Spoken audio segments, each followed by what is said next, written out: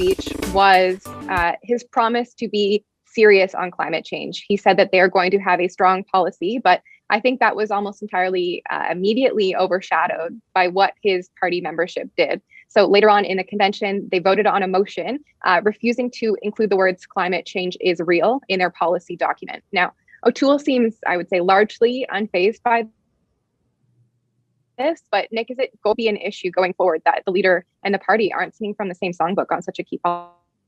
Well, I think if you're a Liberal strategist, it's definitely going to be an issue. The Liberals are going to probably want to hammer away at this.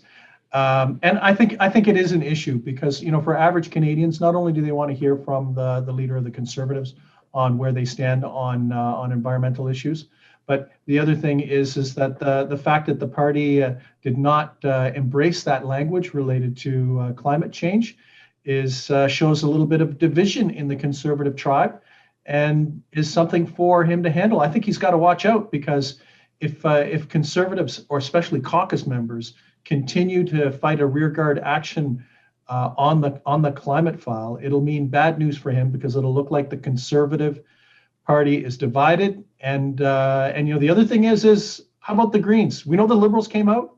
The Greens, silence, I think, from the Greens on this, which is kind of a bit of a head scratcher.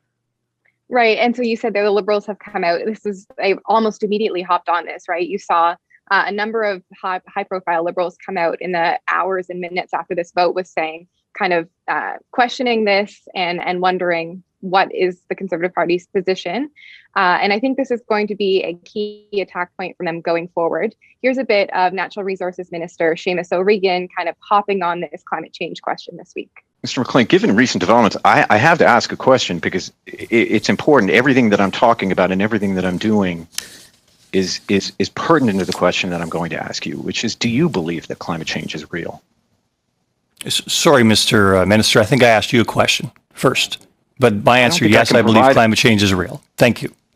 So there you can hear, he was supposed to be the one facing questions, and he was actually asking questions at this committee meeting, and you've seen it from others hopping on. Obviously, the climate policy for the Conservatives was a weak spot in the 2019 election, so it seems that they're keen to hop on this again. Nick, do you think that going into the next election, with everything else going on, COVID, for example, that climate change could still have that strong focus among Canadians?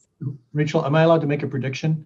Yes, and it will be an attack ad from the Liberals, right? This is ready-made. This is ready-made material for the Liberals to try to attack and undermine Erin O'Toole. They'll speak to the proportion of Conservative delegates that voted against, which I think was around 54% or thereabouts, and the disconnect between rank and file Conservative members and Erin O'Toole. So expect an attack ad. The twist on this is that right-to-lifers were one of the key movements that opposed the motion. So it's a bit of a 2-for-1 for the Liberals, right? They get to bring up the bogey person of the right-to-life movement within the Conservative Party, and then they also get to poke holes at Erin O'Toole and how much support the party has for where he wants to take it on the environment.